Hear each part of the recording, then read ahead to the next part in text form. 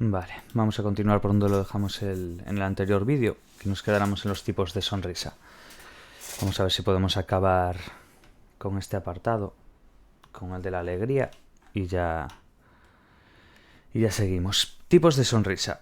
La expresión facial pone al tanto a un eventual interlocutor acerca de cuál es nuestro estado emocional. Esto facilita de modo notable la interacción, pero a la sazón también nos deja emocionalmente desnudos ante el otro.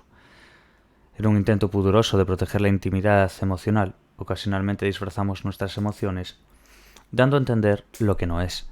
Esto resulta especialmente evidente en el caso de los gestos que expresan jocundidad, la sonrisa y la risa. En este ámbito se ha hecho una distinción entre tres tipos básicos de sonrisa: la sonrisa genuina, la falsa y la enmascaradora. Vamos a ir viendo ahora los tipos. Esto es bastante importante, lo que estuve viendo en unos cuantos exámenes y recalcaban bastante en este punto. Entonces, la sonrisa sentida o genuina, ¿cuál será? También identificada en la literatura al uso como sonrisa auténtica o de Duchenne, en homenaje a Guillaume Benjamin Duchenne, quien realizó el estudio pionero de la neurofisiología de esta manifestación de alegría. Vemos de hecho una foto de él en esta página. Estas diferentes denominaciones hacen referencia a la sonrisa que acompaña el sentimiento de una emoción positiva.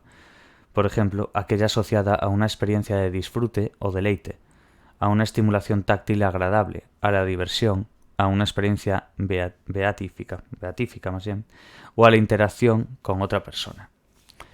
El despliegue de este tipo de sonrisa implica la contracción de los músculos cigomático mayor y de la porción orbital del orbicular del párpado. Este último músculo, como ya observó Duchenne, solo puede ser activado de manera involuntaria, cuando la persona está experimentando una emoción positiva como la alegría. En cualquier caso, la acción combinada y bilateral de ambos grupos musculares, cigomático y orbicular, es responsable del estiramiento de los labios, la elevación de las mejillas y el angostamiento de la apertura palpebral, propios de la sonrisa que caracteriza la expresión básica de alegría. Cuando esta sonrisa se esboza en el rostro, lo hace como un indicador fiable de la experiencia emocional subyacente, es decir, el gesto facial confluye con el sentimiento de alegría y se convierte en estandarte o indicio objetivo de éste. Es el tipo de sonrisa que aflora, por ejemplo, en ocasión del reencuentro con nuestros seres queridos. El lector curioso puede hallar una buena muestra de ello en estaciones y aeropuertos, o el que se observa en el rostro de un bebé en gozosa interacción con su madre. B. La sonrisa falsa o fingida. En este caso, el gesto risueño es un gesto afectivamente vacío, que trata de aparentar un sentimiento positivo que realmente no está ocurriendo. Es decir, mediante esta sonrisa simulamos experimentar alegría cuando este sentimiento no está teniendo lugar. Es la expresión jocunda que esbozamos, por ejemplo cuando tratamos de ser corteses con un interlocutor que nos relata un chiste carente de gracia alguna, la que presentamos en nuestras fotos de carné o la de algunos políticos en campaña electoral. No debe confundirse esta clase de sonrisa con un mero gesto hipócrita. La expresión risueña juega un papel clave en la interacción social y no siempre tiene por qué estar avalada por una emoción positiva.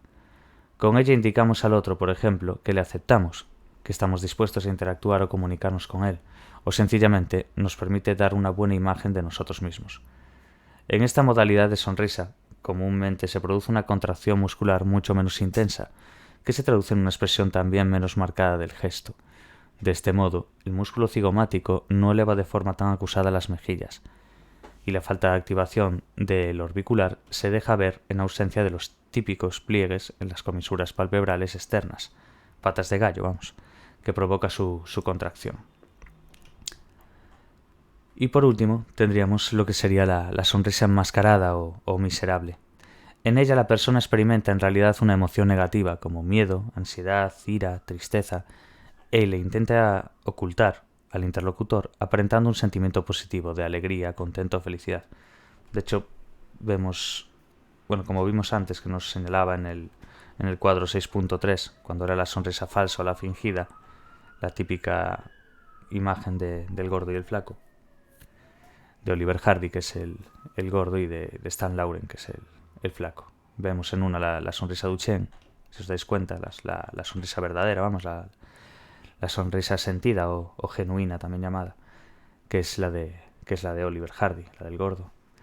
Y luego tendríamos la del flaco, la de Stan Lauren, que es la sonrisa fingida. Se ve bastante bien la diferencia. Simplemente era eso para que lo vierais en el libro. Y luego tendríamos eso, pues la sonrisa enmascarada o miserable, que es la persona pues experimenta una emoción negativa y la intenta ocultar al interlocutor, aparentando un sentimiento positivo. Vamos, una sonrisa que ya hemos visto más de una vez. Es decir, la persona por cortesía, interés o vergüenza no desea dejar traslucir sus miserias emocionales. La tarea a la que se enfrenta es sin duda mucho más complicada que en el caso de la sonrisa falsa. Ahora no solo hay que comprender una expresión afectiva, por ejemplo, alegría, sino que además es necesario modelarla inhibiendo otra, por ejemplo, tristeza, que sí posee el aval de un sentimiento subyacente y que en consecuencia pugna vigorosamente por aflorar. De hecho, habitualmente no se consigue la represión completa de esta emoción legítima. Como consecuencia de ello, en la sonrisa enmascarada tienden a combinarse elementos de la sonrisa auténtica, por ejemplo, elevación de las mejillas, con otros que no son propios de la emoción en curso, por ejemplo, descenso del ángulo inferior de los ojos y lágrimas, en el caso de la tristeza, o párpado inferior en tensión, en el de la ira. Ejemplo de esta hibridación gestual es el caso del varón, que en circunstancias luctuosas, por convencionalismo cultural, reprime las lágrimas y esboza una sonrisa miserable, o más bien digna de misericordia. O el de la risa nerviosa, con la que camuflamos el miedo o la ansiedad que nos produce determinada situación. Bueno, vemos un cuadro del 6.4 que también se citará qué son los principales tipos de sonrisa, características y función. Eso que acabamos de ver. La sentida genuina, la falsa o fingida y la enmascaradora o miserable. Y mirar bien esto no solamente es saberse el tipo de sonrisa, sino incluso la actividad muscular la preguntan. El cigomático superior y el orbicular del párpado es de la sentida o la genuina. Sin embargo, de la falsa o la fingida vemos a cigomática mayor y cigomática mayor en la mascarada también.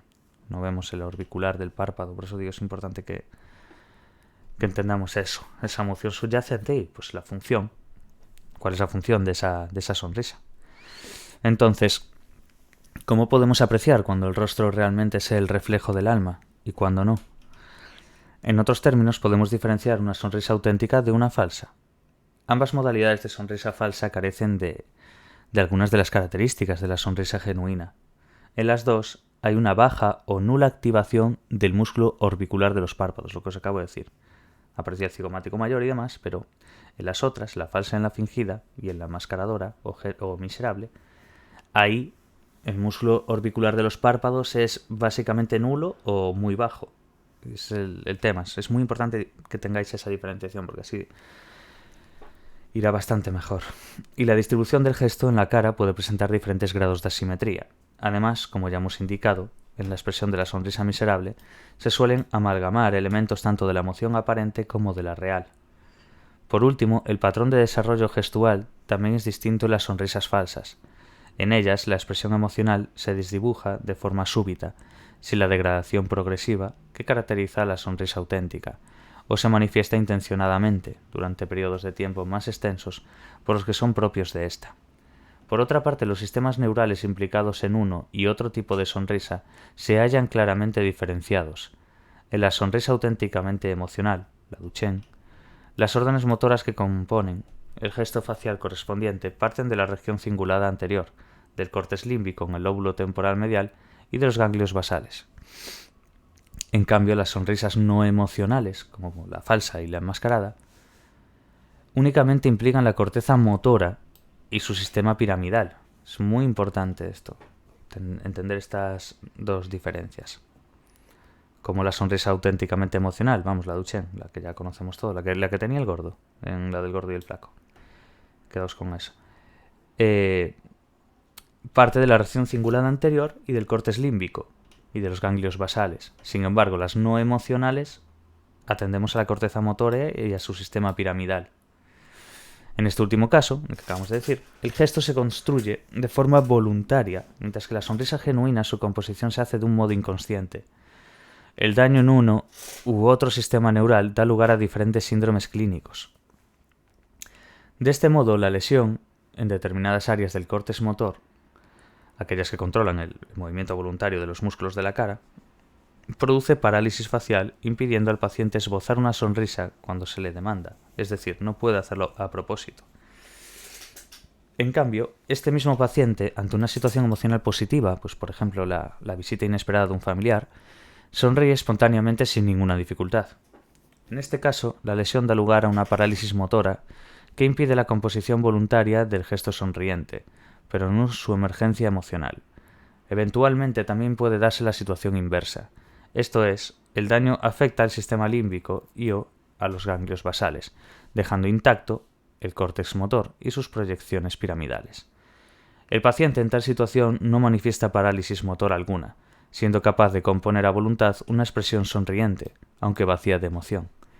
En cambio, presenta lo que se conoce como parálisis facial inversa o emocional, es decir, la presencia inopinada de un familiar querido no activa la correspondiente sonrisa emocional, vamos, la auténtica o la Duchenne. Vemos las características de la sonrisa emocional y de la no emocional, lo que acabamos de decir.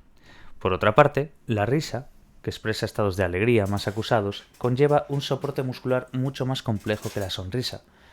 En su composición gestual, además de los músculos antes referidos, participan también el risorio, el mentoniano, el depresor del ángulo de la boca, el bucinador y el masetero, entre otros. La actividad de algunos de estos músculos requiere una sincronización estrecha con los cambios en la pauta respiratoria y las vocalizaciones que acompañan a la risa.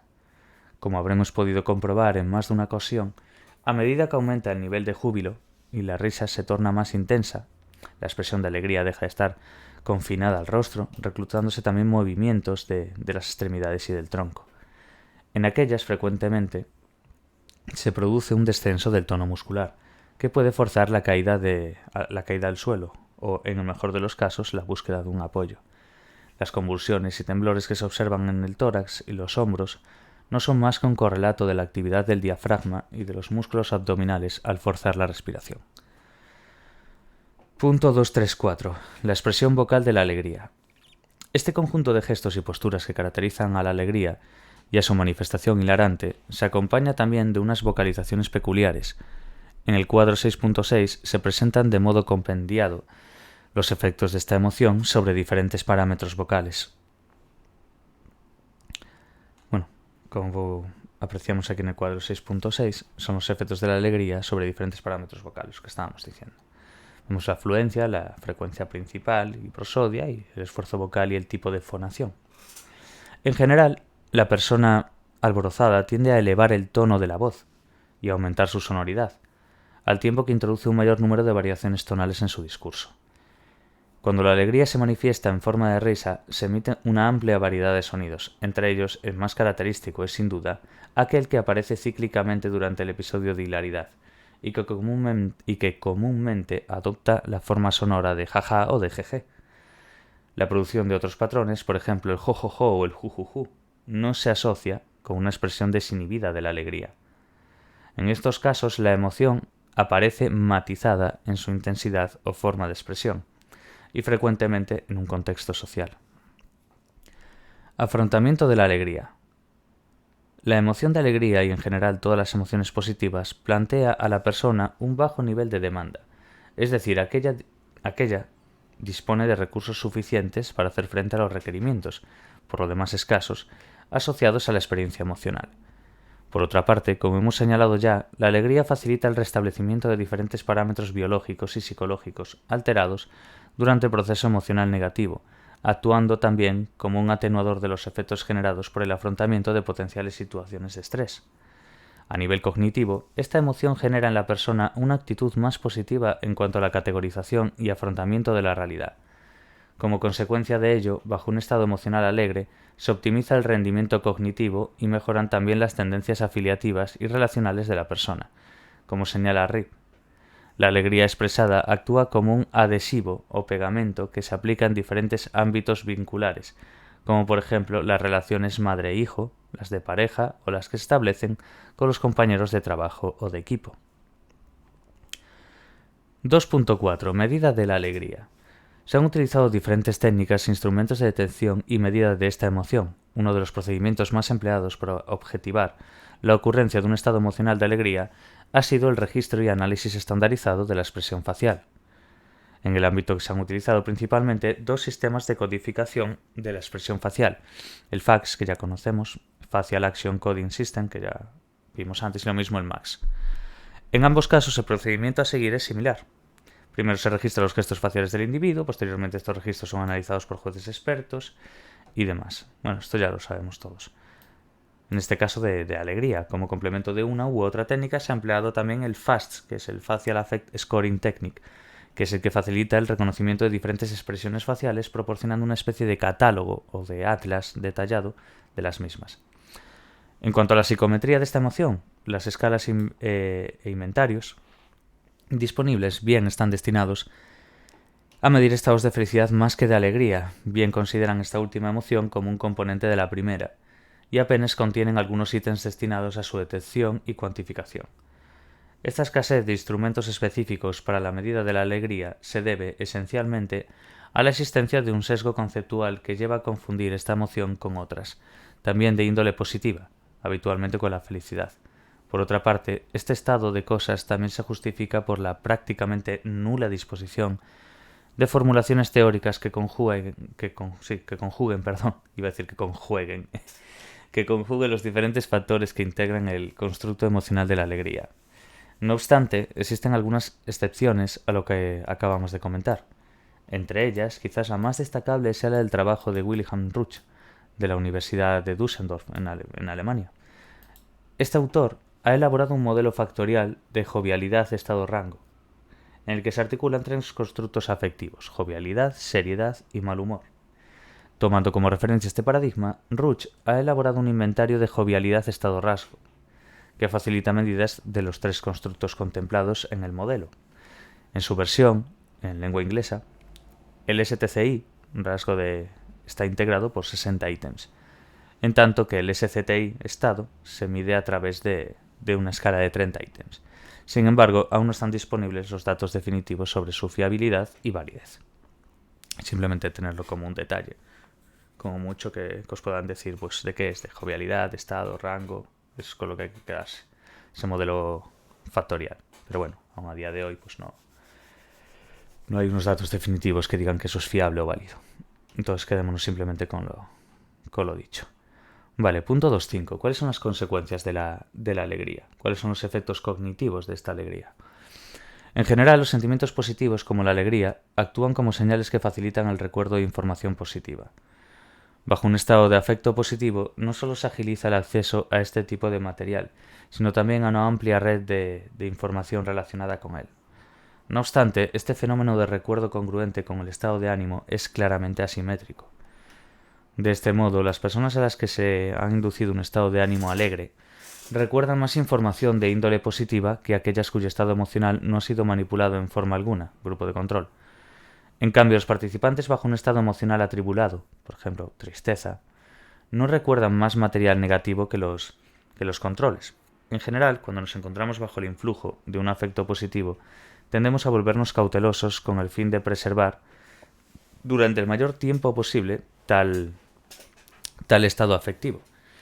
Para ello, desatendemos la información negativa, pero además, siempre que sea posible, evitamos implicarnos en actividades complejas o poco gratas, cuyo afrontamiento podría desestabilizar nuestro afortunado estado emocional.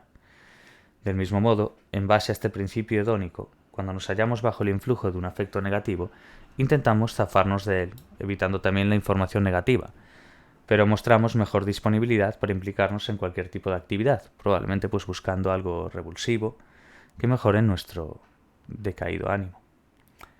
Es decir, en general los sentimientos positivos, incluidos la alegría, promueven conductas y actividades que alientan el gozo y mantenimiento de esta clase de afecto.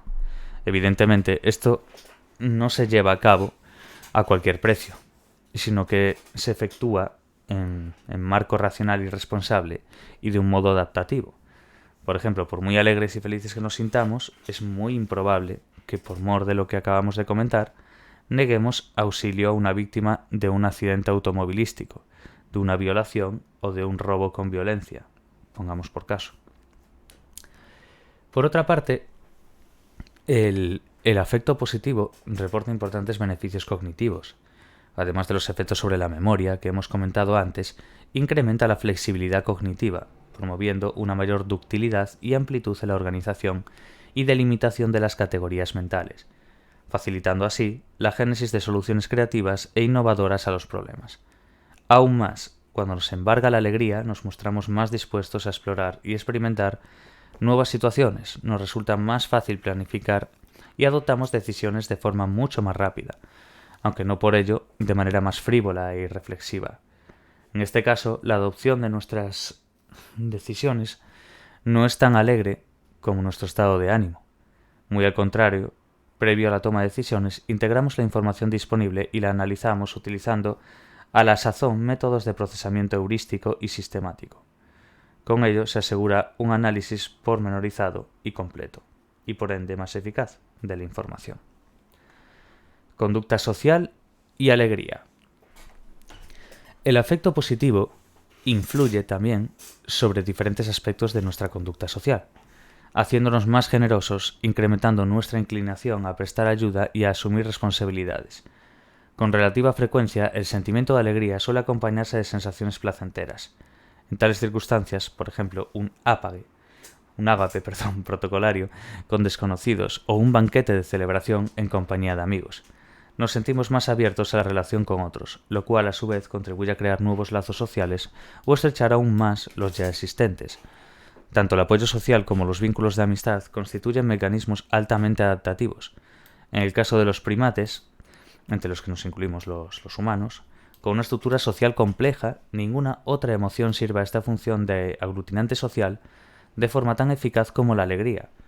En cualquier entorno social nos sentimos más afines con aquellos en cuya compañía experimentamos alborozo y disfrute, e incluso a la hora de elegir pareja, la alegría que induce el compañero se convierte en factor clave para el buen curso de la relación.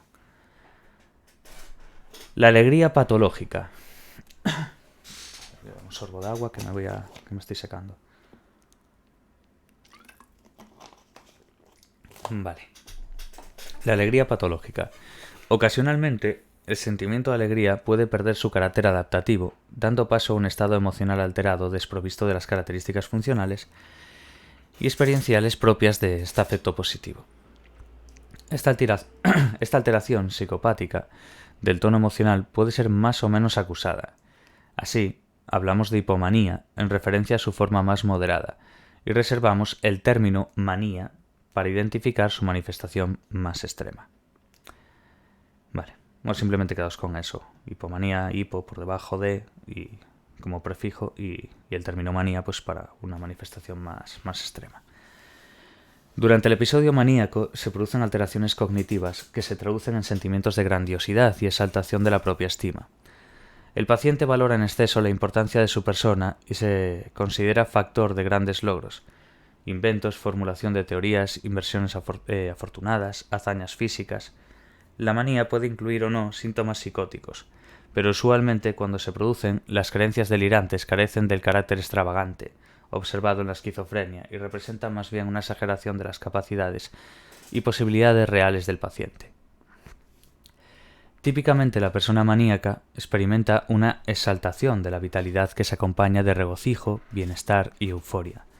Este estado se manifiesta en una reducción de la necesidad de sueño, duerme entre 3 y 4 horas, y en una marcada hiperactividad.